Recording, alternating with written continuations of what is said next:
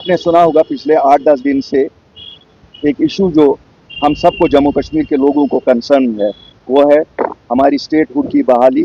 हमें constitutional guarantees जो land rights पे है या नौकरियों पे है, आप उसे 370 कहिए, 371 कहिए या 372 कहिए, तो नंबर से क्या फ़र्क है, जिसमें हमें वो गारंटीज हो।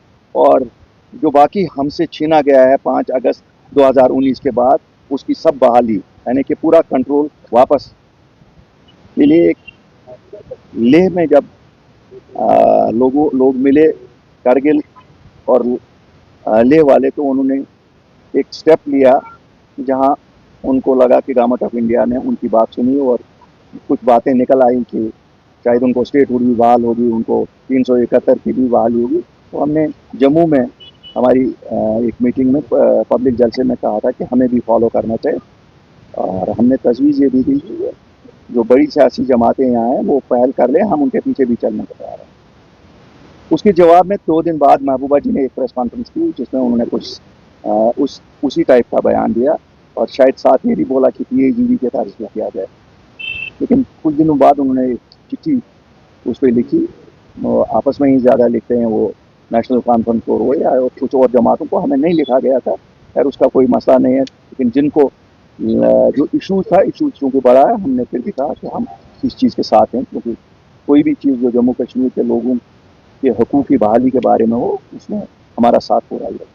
उसके एवज़ में नेशनल कॉन्फ्रेंस की तरफ से 3 तारीख को हमने देखा कि प्रपोजल आया कि साहब हम दिल्ली मानसून सेशन में जाएंगे और वहाँ जंतर मंतर पर प्रोटेस्ट करेंगे। इस सब का तजिया हमारी पॉलिटिकल अफेयर्स कमेटी ने किया। 2 दिन पहले हम मिले और हमने देखा ये बेंट की बोलियां सब जमातें बोल रही हैं। जो हम कॉमन प्लेटफॉर्म की बात कर रहे थे, शायद वो कोई नहीं कर रहा है। और कॉमन प्लेटफॉर्म हम इसलिए कहते हैं कि कॉमन प्लेटफॉर्म पे जब हम सब जमातें जमा हो जाएंगी, हम इश्यूज़ को तो पहले ये करें कि आइडेंटिफाई करें इश्यूज़ क्या हैं। जब हम आपस में इश्यूज़ को आइडेंटिफाई करके फिर जाके दिल्ली से बात की जा सकती है। और हमारा मानना है अपनी पार्टी में कि चूंकि जो कुछ मिलना है, मिलना दिल्ली से ही है। कन्फ्रंटेशन से कुछ नहीं मिलेगा, मिलेगा बातचीत से। उसके लिए issues have to be identified. ये जो इस वक्त हमारे यहाँ वजीर आला साहब हैं, वो इनिशिएटिव ले लें या कोई ले लें। उन्होंने तो नेशनल कॉन्फ्रेंस की तरफ से इनिशिएटिव लिया कि नेशनल कॉन्फ्रेंस मानसून सेशन में वहाँ करेगा, और शायद कल अब उन्होंने दिल्ली में इंडिया ब्लॉक के मीटिंग में कहा, उनको भी दावत दी। पहले तो ये बड़ी अजीब बात है, यहाँ वो लड़ते हैं आपस में और वहाँ एक ही प्लेटफॉर्म पर बैठे हैं। तो इससे आखिर से कि हम कितना गलत तस्वुर पूरे हिंदुस्तान को दे रहे हैं कि हम लोग क्या हैं, हकीकत में असल क्या है। वैसे तो लोगों को भी आज अंदाज़ा बखूबी होगा, जो उनको दिखाया जाता है वो होता नहीं है। उनको हमेशा ख्वाब दिखाए गए, अचीवेबल बातें नहीं की जाती। तो हम आज फिर दोहराते हैं, एक कॉमन प्लेटफॉर्म पे इश्यूज़ को पहले आइडेंटिफाई करके फिर आगे बढ़ने का एक रोड मैप बनाना चाहिए, और हम तैयार हैं किसी के साथ भी इस पे, क्योंकि जम्मू कश्मीर के लोगों का मसला है, ये हम सब की का मसला है।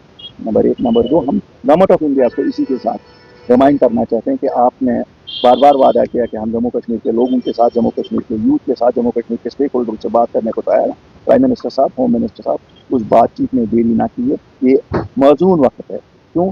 पेशेंस आहिस्ता आहिस्ता कम हो रही है लोगों के मसाइल हैं।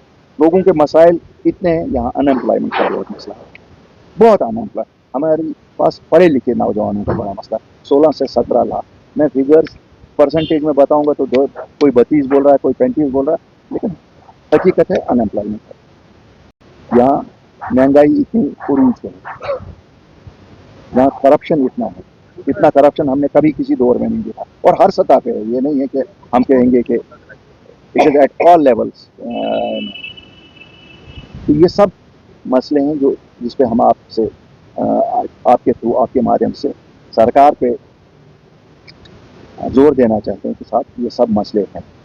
जम्मू कश्मीर की स्टेटहुड का मसला बिल्कुल सर फहरिस्त है, हमारे कॉन्स्टिट्यूशनल गारंटीज़ का मसला सर फहरिस्त है, हमारे काडर जो हमारा जम्मू कश्मीर का काडर है उसको बहाल करने का मसला सर फहरिस्त है। लेकिन उसके साथ साथ करप्शन, अनएम्प्लॉयमेंट, महंगाई, रोज़मर्रा के जो मसले हैं उनकी तरफ भी अटेंड करना है। अगर हमारे हेल्थ इंस्टीट्यूशंस میں خرابی ہے، اگر ہسپتالوں میں خرابی ہے، لوگوں کو نہیں مل رہا ہے، اگر ایجوکیشن میں خرابی ہے، وہ چیزیں اٹینڈ کرنی ہے، اور یہ سرکار بنی ہے ان چیزوں کے لیے. 50 لوگ انہوں نے جھوٹے مینیفیسٹو کے لیے، لیکن لوگوں نے ان کو سچی میں 50 سیٹیں دی ہیں، تو ان کو ڈیلیور کرنا پڑے گا. یہ ان اکاؤنٹیبل رہ کے یہ نہیں بچ سکتے. ان کو غلط فہمی ہے. یہ جس طرح 75 سال انہوں نے گزارے کہ کسی نے ان سے حساب نہیں لیا، اب پائی پائی کا حساب لیا جائے گا، کیونکہ بڑی مشکل سے لوگوں نے ایک آخری بار ان پہ بھروسہ کیا. میں ساتھ ہی یہ بھی کہنا چاہتا ہوں، ٹورسزم شکر الحمدللہ تھوڑا سا چلا. ٹھیک ہے وہ ٹورسٹ نہیں آیا جس کی ہمیں